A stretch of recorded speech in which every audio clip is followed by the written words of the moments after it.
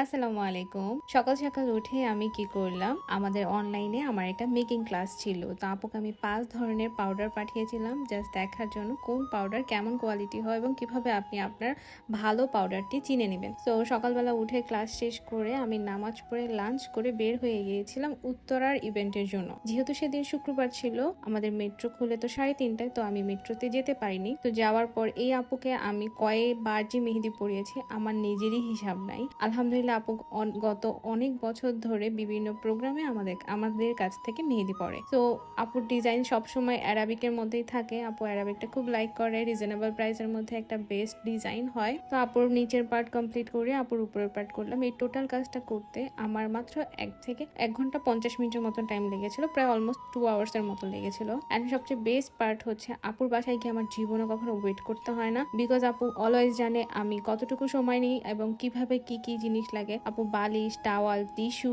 And হচ্ছে একটা sugar সিলেন্ট পর্যন্ত করে রাখে, এবং সুগার সিলেন্ট দিতে যে আমাদের কটন লাগে সেটাও পর্যন্ত আপু একদম পারফেক্ট ভাবে রেডি করে রাখে। তো এই হচ্ছে আপুর দুষ্টু বাচ্চাটা। মাশাআল্লাহ সে দুষ্টু, কিন্তু অনেক ভদ্র দুষ্টু।